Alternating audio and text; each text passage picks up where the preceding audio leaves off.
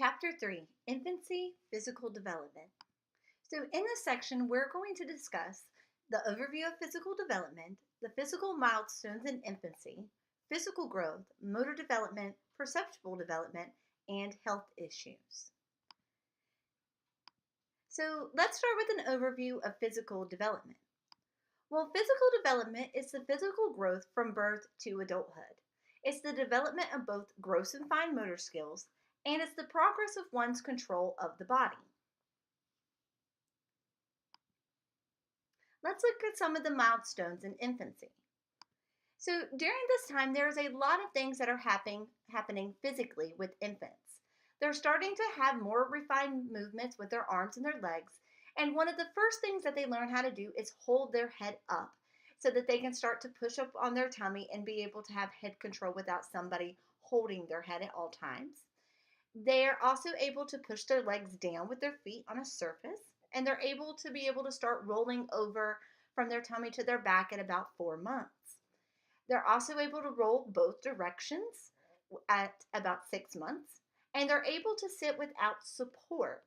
And they may rock back and forth and might start crawling backwards before they start moving forward. At 9 months, they begin to stand with support, something known as cruising, and crawls and able to get from a sitting position without support. They're also able to pull up to stand. And at 12 months, they use furniture to cruise. They may take a few steps without holding on, but they want that stability, and they may be able to stand without assistance of an object to help hold their weight. So let's talk about the physical growth that happens during this age. So physical changes in infancy is very drastic, dramatic, and rapid. They are growing like crazy. They go from being very dependent to not even being able to hold their own head up because they don't have the neck support yet, to being able to sit, stand, crawl, maybe even walk, depending on the experiences they have and the growth in their motor skills. So there's two types of growth patterns during this age. The first one we're going to talk about is cephalocaudal growth patterns. And what cephalocaudal growth patterns mean is that the head to the foot. So it means that changes occur in the head region of the body, both internally and externally, of those occurring towards the abdominal region. So it's from the head down to the feet. So the developmental changes in motor performance and the function occur first in this growth pattern in the head and then least at the foot. So what it's saying is things like babies being able to hold their head up is the first step in this pattern before they're able to walk or stand or even crawl. They have to have head support first. So an example of this would be infants are able to rotate their head from side to side before they can sit up with or without support. Head and neck has to be supported first and has to develop before any other growth patterns can occur. The next type we're going to talk about is proximodistal growth patterns. And what this means is that it grows from the midlines to the extremities. So it starts in the inner and then goes out with the arms and the legs. So what this growth pattern discusses is the changes happening first in the center, the innermost area of the body, and then moves outward to the ends of extremities. So development proceeds from near, what's on the inner of the trunk, to the far. So grow outward from our core. So an example of this would be the arms and legs appear containing fingers and toe buds at their ends. These buds later become fingers and toes. So when we were in the womb, we didn't necessarily have fingers and toes at the beginning. However, we did have the foundations of the arms, but the arms grew out of the trunk of the fetus during that time, or the embryo during that time. And then from there, so they had the trunk and then their arm buds extended, and then the fingers and the toes emerged. Now, what this tells us, for an example, is infants will use their arms before they are able to use their hands and their fingers. So they can use their legs before they can use their feet. So they'll kick, but they won't be able to stand with support on their feet. Or they may pat at an object, with their arm before they can grab the object with their fingers. So weight and height changes during this age. Well, weight doubles during going up to the 4th month, and it triples by their 1st birthday. So they are gaining weight like crazy. And they reach about 20% of their adult weight in the 2nd year. Their height increases by 50% by their 1st birthday and reaches about 50% of the adult height in the 2nd year. So this period of infancy going into toddlerhood, they are growing very rapidly. And you can tell that by going to any baby store that there is and looking at the different sizes. They have premature, then they have newborn, then they have 0 to 3, 3 to 6, 6 to 9, 9 to 12, 12 to 8, 12 to 18, 18 to 24, and then you have all those toddler sizes, 2T, 3T, 4T, 5T, because they're growing so rapidly during that time. Whereas when you get to older kids, it kind of slows down a little bit, and they're in those sizes a lot longer. But babies go through a lot of clothes and a lot of growth spurts as a result for the clothing and all that. So the basic functions of the brain. During this time, brain development is exploding. So there's a couple of key vocabulary words that we've already talked about before that I want to bring back to your attention. So neurons, that is the information processing cell of the nervous system. That is it's still there. Everything is still growing. Their brains are just continuing this myelination process to where they're decoding new information in their environment, and they're creating new memories and new knowledge bases or schemas based off of what they're encountering in their environment. So we still also need to know about cell bodies and dendrites and axons as well. So brain development during this age, nearly all of a person's neurons are generated during prenatal development, and they continue to function until old age. The newborn's brain is about 25% of its adult weight at birth and about 75% by the 1st year. So it grows a rapid 50% during that 1st year of development. So brain development is a very big part of development during infancy. Now, doesn't mean that they can function like an adult yet, because they're still learning from their environment. And when we get to cognitive development, we'll talk a lot about how they learn through their senses and their environments as well. But what's important to note is that there's a 50% growth rate in the brain in that 1st year of development. Experiences do drive their synaptic connections. So in infancy, areas that are important for language, visual, motor, emotional, and planning all show development during this time, because there's such a rapid growth in their brain and their ability to take in information from their environments. So some other physical changes that are occurring are things like muscle development.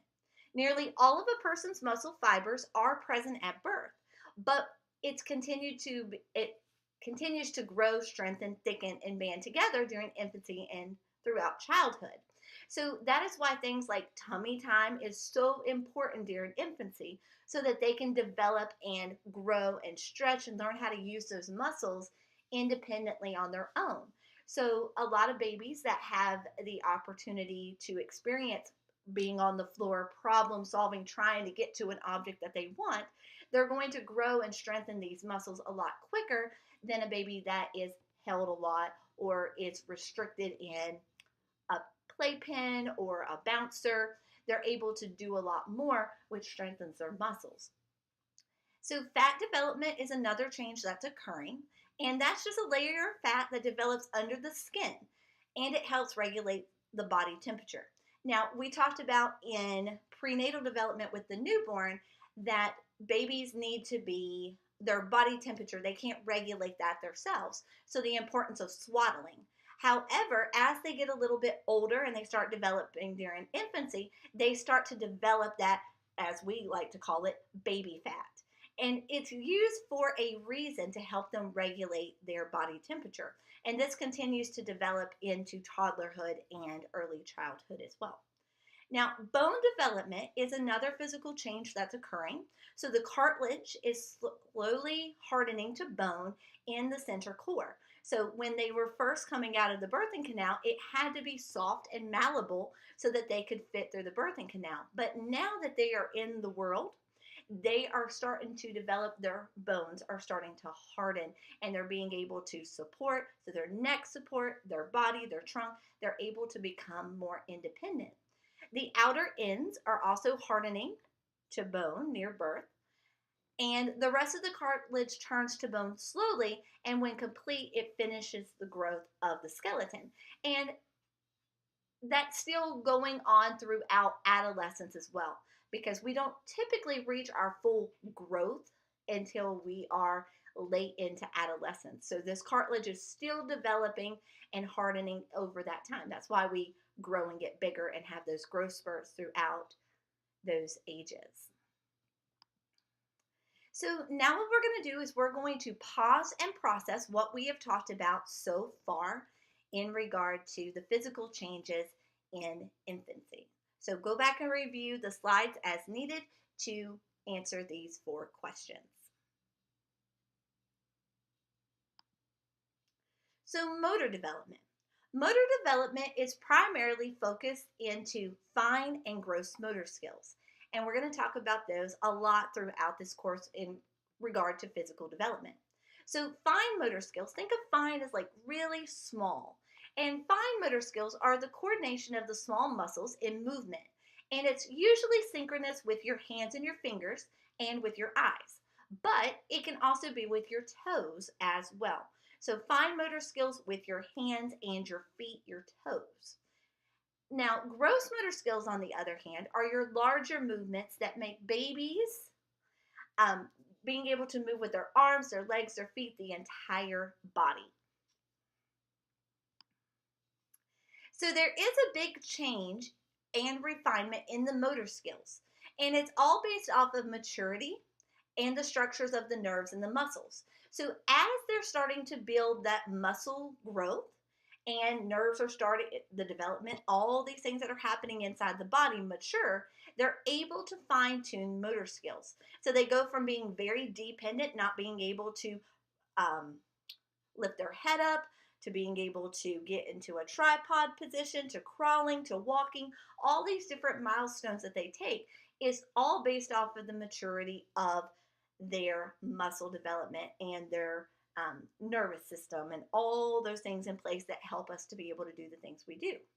Now, exercise of existing reflexes are present at birth, and they continue to grow these reflexes as they develop throughout life. And experiences in practicing and refining these skills as they appear and change. So babies do not, for instance, we do not necessarily crawl where we want to go anymore. But for babies and infants, that is a way for them to get from point A to point B to meet their goals. So for us, we have a different way of doing things, whereas an infant is going to get there by any means that they can get there. So the experiences of practicing and refining, so the crawl will eventually change to a walk, and then walking turns into running. Now, Giselle stressed that motor skills emerge in accordance with a predictable inborn sense that is highly organized and common in all humans. So babies do not acquire skills before they are developmentally ready for these skills to happen. And then individual differences in motor skills emerge and become apparent among infants. So there is certain milestones that babies hit at certain times. However, not all babies, for instance, crawl. Some babies go straight from sitting to standing to cruising, and they skip certain stage or certain developmental milestones. But it all depends on their goal orientation and their ability to practice. So here are a couple of things that they are doing during this time. So newborns to 1 month, they keep their hands clenched in fists most of the time. But eventually, as they get older, they begin to stretch those hands out and be able to start grasping for objects. Now, by 3 months, typically they should be able to turn their head towards a speaking voice, and they can hold their head up high and well. So they're a little less of bobbleheads. And then they can roll from their belly to their back. However, they may have trouble rolling from their back to their belly. And a lot of this at first looks like happenstance. And then they also may begin to creep, which means that they kind of like an army man type crawl where their stomach is still on the ground, but they're using their arms and their legs to move. But they may not pick themselves up off the floor. And then they also begin to reach towards objects that they can see and that interest them. Completion by 6 months, typically they can hold their head and their shoulders up. They can turn their head and shift their weight from side to side. They're starting to be able to roll from their back to their belly, which takes a lot more force and muscle ability than it does from belly to back. From belly to back, once they kind of start tilting to the side, gravity kind of takes a hold, and it kind of helps them with the full flip. But rolling from the back to the belly takes a lot more of them getting up and going. And when they roll from their belly to their back, typically they're put on their belly first, and that's where the gravity comes in. Now, sitting at 6 months, they should be able to sit alone with a rounded back and use as protection. So they may have a boppy or a bumbo to kind of help them to sit. But they may also still sit in a tripod position, which means their legs are out and their hands are down to hold them up. They can also turn over on their own on a flat surface, primarily because they have a lot more muscle development at this time. They can also respond with the entire body to a familiar face, and they reach and they grasp objects with their whole hand. By 9 months, they should be able to hold their head up well when lifted. They can roll over from their belly to their back and from their back to their belly easily. They can sit well without support with a straight back, so the tripod position is no longer there. They're able to now play with an object or reach for an object as they're sitting. They may begin crawling, but again, not all infants crawl. And they have free hands now to explore, so they'll pass objects back and forth from one hand to another. Now, by 1 year, they should be able to move and hold their head easily in all directions. They can twist and move easily while they're sitting, and they're beginning to take steps, walk, and maybe even run. And now with their hands, instead of having a full hand grasp, which we're going to talk about different hand skills in just a minute, they're able to grasp something with their thumb and their forefinger, their index finger. So they may start pinching as well. So the road to walking. Well, crawling, typically most of us think about crawling as one of the first steps to walking. And crawling is a locomotion movement with the abdomen on a surface, and they push up with their arms and their legs to go to a crawl. Now, the Army Man crawl is a form of crawling. However, not all babies crawl. Some babies start by creeping. They'll stand up and they'll go, and they'll hang on to things. Now, creeping is a locomotion movement as well by moving the hands and the knees with the abdomen. So that's more of the Army Man crawl. So creeping's more of an Army Man crawl where they're still low to the ground, but they're still moving. Crawling is more where they have their abdomen off the surface and they're going. Now, hitching is crawling or creeping backwards rather than on their hands and their knees. So a lot of babies at first, they will push with their hands before they push with their legs. And especially alternating hands and legs is a very big skill for them because they'll do one before they'll do the other. And a lot of babies will try to get to an object, but they'll push themselves backwards. But eventually with practice and tummy time, which is, again, a very important thing for them to have, they'll be able to go forward and backwards depending on their goal. Now, cruising is walking using the assistance of objects or people. So holding someone's hand, holding onto a couch, holding onto a table. And of course, during this time, making sure that child safety it's a must during this stage because they will fall and bump. So making sure that everything is safe and there's things that they can grab onto and things that they can't grab onto. because they don't necessarily have the ability to think about what's safe and what's not safe. And they'll grab onto something that may tip over. So some hand skills. Well, hand skills is the ability to explore and manipulate a wide variety of objects with your hands. Now, at birth, they have the grasping reflex, and what that means is they can hold an object with their entire hand by the second month. Now, this action is random and clumsy, and it's the whole hand at first, and it may be a raking attempt, but later it becomes the palm and the fourth and the fifth finger when they're grabbing. By 6 months, they can grab an object, but they have trouble letting go. So maybe they grab a ball and someone says, throw it to me. They'll throw their arm, but they won't let go with their hand yet. By 8 months, they can actually grab something and let the object go without having any trouble. And they have the ulnar grasp is modified. So they're starting to be able to include the middle fingers and the palm at the same time.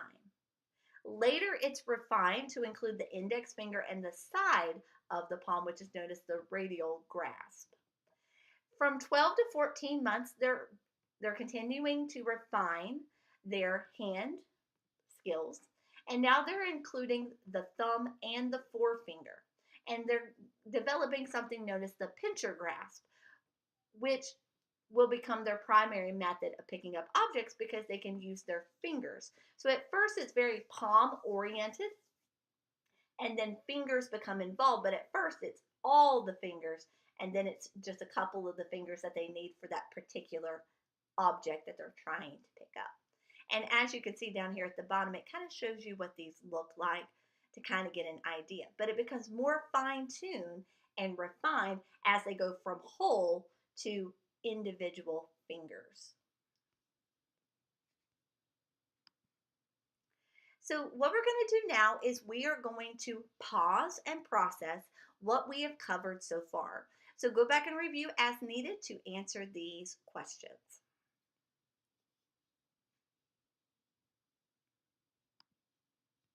So perceptual development. Perceptual development is closely associated with the changes in their motor skills. So things like hand gazing, kinesthetic sense, all of these fall into perceptual development. And when we think about perceptual development, we think of perceptions, what we can see. Well, in infancy, they do a lot of things that we as adults don't necessarily think about anymore because we have control over our motor skills. So hand gazing is the knowledge of where the hand is in space. When they're little, they actually, when their hand comes into view, they may be a little shocked, or they may think it's an object and try to grab it with the other hand. They may not know where it is. Same thing when they're trying to grab an object. They may undershoot or overshoot when they're trying to get the object. Kinesthetic sense is the knowledge of where one's body is in space. So this would be example if a baby is crawling or they're cruising over, they may stop short of the object that they're trying to get. So you can kind of see from the babies here, they're trying to get to the object. They may have crawled to a point and then dropped themselves down, and then they'll have to reach and extend to get that object that they're trying to get. Visual motor coordination and hand-eye coordination. This is the ability to control their hand movement that's guided by the movement. So their ability to grab and hold and bring back to themselves. But as their hand gazing and their kinesthetic sense gets better, their hand-eye coordination is going to get better as well. Depth perception is the differences in surface depths and three-dimensional perception. So babies don't necessarily have a good idea of what's safe and what's not, how high something is, how low something is. So they're more out to get hurt when it comes to certain things. So making sure that we protect babies from falling or injuring themselves is very important. So baby gates, there's a reason for that, because they will go head down to get an object on the stairs, or they'll try to get an object from the floor, from the couch, and they'll topple over. So pattern perception is the ability to recognize patterns. And all of these are getting better as they get older and their brain continues to develop, and of course, their motor skills become more fine tuned and developed. So, we're going to pause and process again to address this one question about perceptual skills.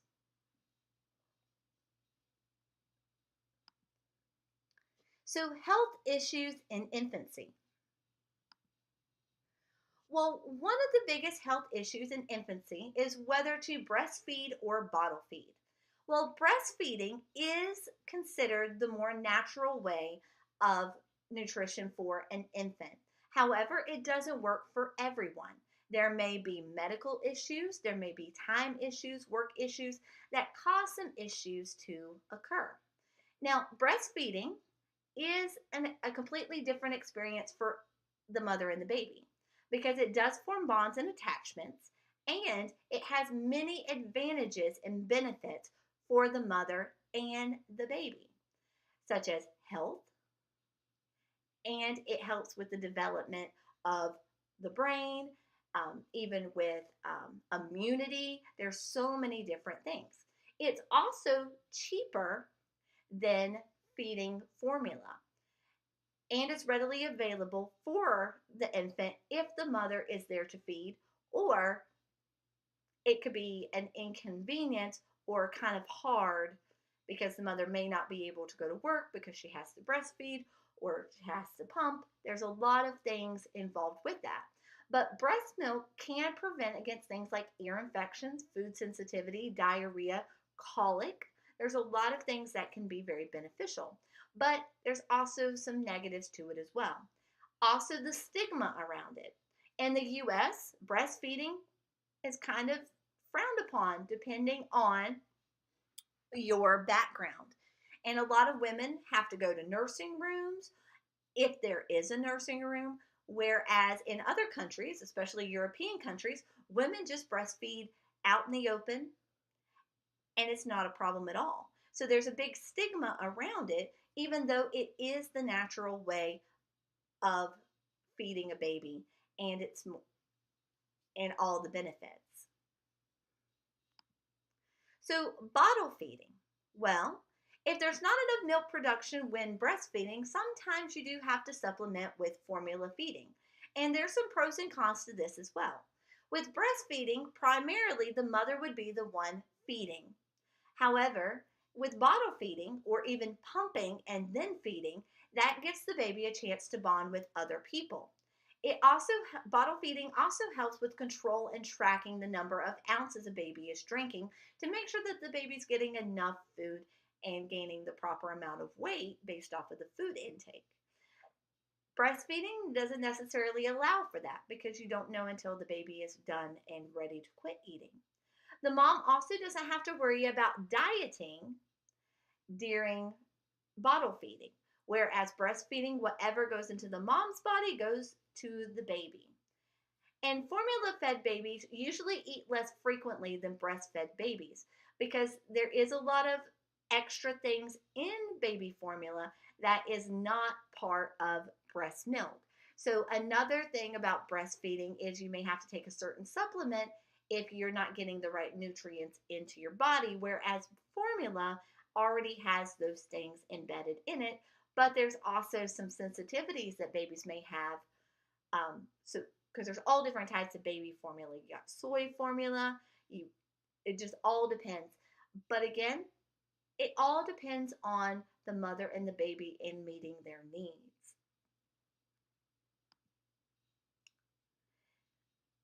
So there are some pros and cons to both of these. So some pros of breastfeeding is the milk adapts to the baby's needs. It transmits antibodies. It's hands-free feeding. There's bonding chemicals. There's no preparation. There is no equipment needed unless you have to go to work and then you may have to pump. And it is budget friendly. However, medications, anything that the mother puts in her body will be transposed to the baby. There is a learning curve. Breastfeeding is not the easiest thing in the world to do. And when you are breastfeeding, the baby at first, especially since they don't know how to attach and how to eat properly, it can be a little overwhelming and stressful because the babies get and babies can feel when you're stressed and upset. So when you're stressed and trying and the baby can't eat, the baby's going to get upset too. So there is a big learning curve with that. However, babies still have trouble latching onto a bottle as well. So that's a learning curve as well. It can be painful. The baby might also wake up more often. There's less freedom for the mom because she has to be there to feed. Public shaming is a big part of it, and there could be career setbacks. However, that is highly frowned upon. And most companies and organizations have certain rooms in place or allow you to be able to breastfeed and pump as needed. Now, for bottles, strictly regulated for safety, they have adequate nutrients, hypoallergenic options. There's less pressure on the mom. It allows bonding opportunities for others, and the baby stays fuller longer. However, there are some cons to it as well. Formula feeding can be very expensive. Experimentation requires finding out what type of formula works best for the baby. It does require preparation, storage, and bottle washing, and it requires access to clean water. Some other cons may be guilty for not breastfeeding or shaming for breastfeeders.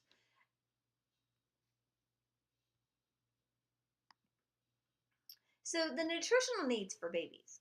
Well, babies should be bottle fed and or breastfed only until around 6 months. Around 6 months, this is typically when foods start to be introduced. And this is because one, the baby's starting to show interest in the foods that others are eating, and the baby can hold food in their mouth and their tongue is no longer thrusting the food out. The baby can also sit up and control their head independently. Now, during this time, one of the first things that are introduced is baby cereal. Things like applesauce and sweet potatoes. Now, something we have to know about babies as well, babies prefer sweet foods over sour or just more bland foods. So when you are introducing foods to your babies, you always want to start off with vegetables and not necessarily sweet vegetables like sweet potatoes, because the infant will grow a preference in what they prefer. However, if you only feed them sweet vegetables, then they're not going to get the nutrition that they need from the other fruits and vegetables as well. So having a balance between it.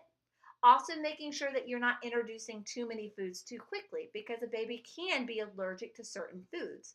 So they typically advise you to feed a baby the same thing for a couple days in a row so that you can see if there's any allergic reactions. Also during the 6-month phase, everything is pureed or mashed. Later on, as they get older, around 9 months, things become minced. So it's a little bit more lumpy and it helps the baby learn how to chew.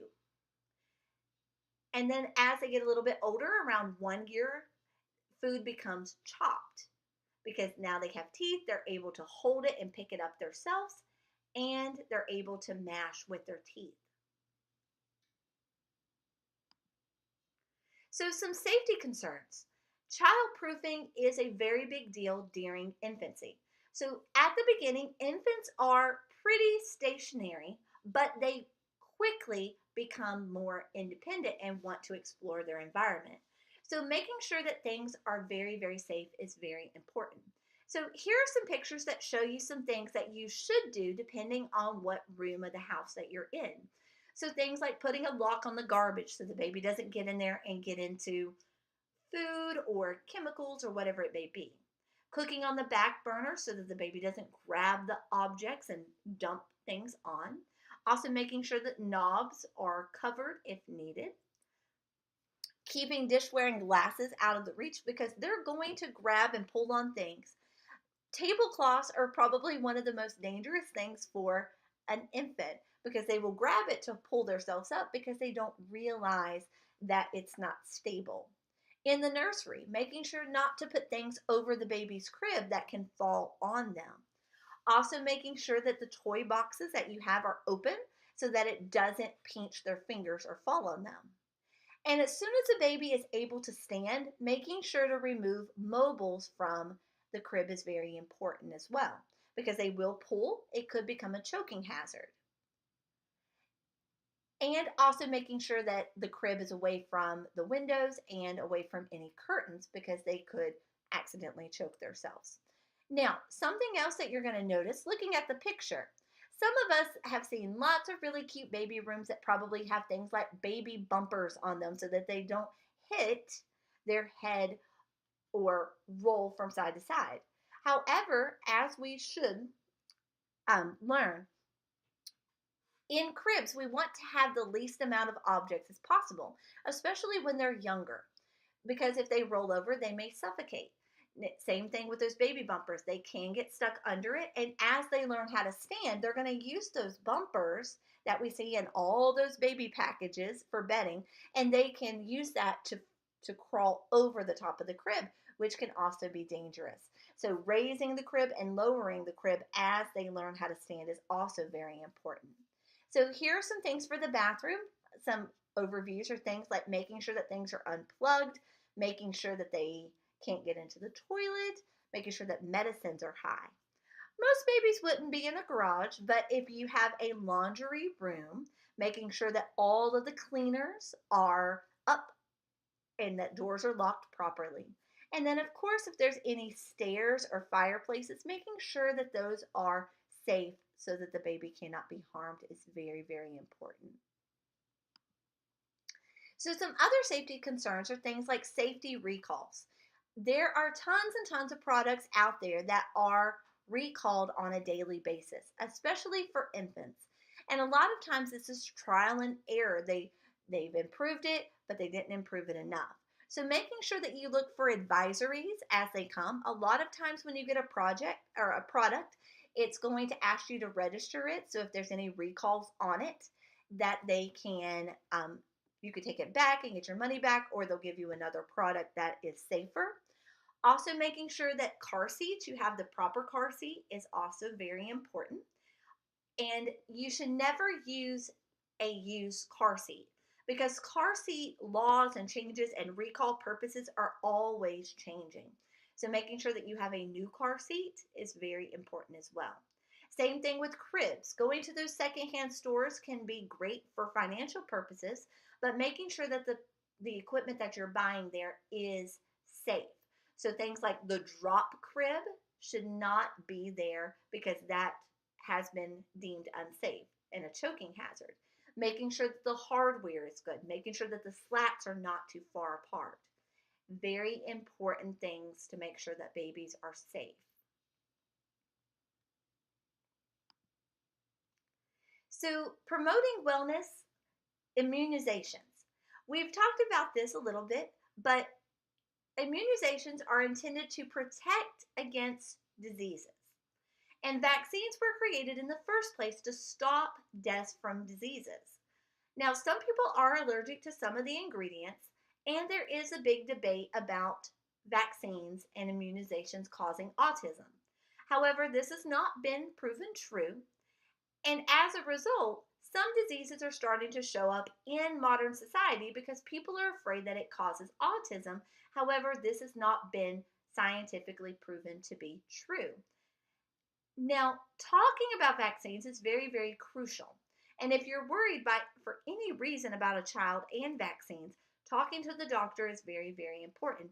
And looking at resources to know when infants are supposed to get a certain vaccine, or why are they getting this disease, or is it okay to skip this vaccine?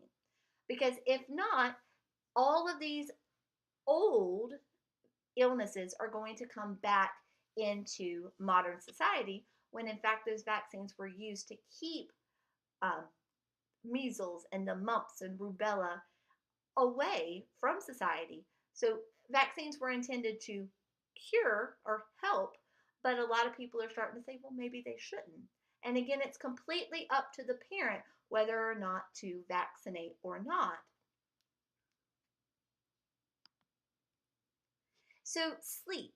Sleep is a very important thing for infants. However, we do have to talk about sudden infant death syndrome, or SIDS. Now, there is an unknown cause at this time for SIDS, and it's just an unexpected death of an infant during sleep. There are links to a genetic predisposition and a brain defect. However, smoking while pregnant, secondhand smoke, low birth weight, premature birth, co-sleeping, having too many blankets do have an increase of SIDS.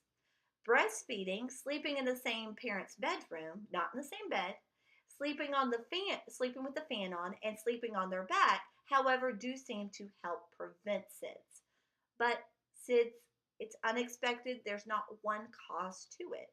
However, there are approximately 5,000 infants that do die due to SIDS.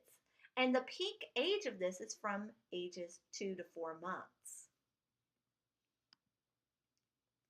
So, going a little bit further with sleep, co sleeping is another debate about whether you should co sleep or should not co sleep with your infant or your children. Now, parents and children, co sleeping is when parents and children sleep in the same bed. Now, there are some pros of this. It is a natural way of life, it does create closeness and bondness, and it does help facilitate breastfeeding. But some cons of it are rolling on top of infant, suffocation, and it can cause some relationship issues with significant others. Now, with that said, as a parent, you can choose which you prefer. However, making sure that you are aware of your sleeping habits is very important. So, if you are a person who rolls and flip flops, you may want to really take that in consideration before you sleep with an infant. Because you may think that, oh, the baby's in bed with me, I'm not going to do that. But do you really know when you do that in the middle of the night? You would have to be very, very sure so that you can make sure that a baby is safe. Now, sleeping in the same room with an infant in his or her crib can help with some of these cons. And there's also some co-sleeping devices that can help as well.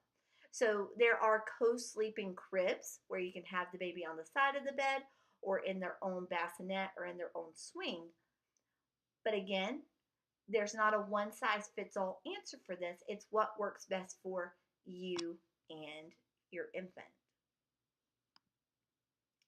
So, baby exercise. I've already said it before, and I'm going to say again the importance of tummy time. Tummy time is the opportunity for infants to practice and use their motor skills. And tummy time is just a way of giving babies free time to practice these skills as they explore and problem solve in a safe environment. Again, safe environment is the key word here. So things like brain development, it helps them with their senses and exploring. Their head, it helps them from not having a flat head. It also helps with their neck muscles and support. It helps them with their posture and being able to crawl and eventually being able to walk.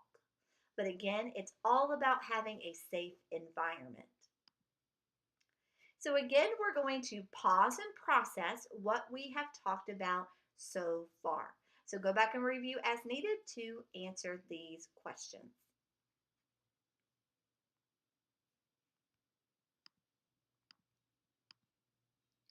And that is the end of this section.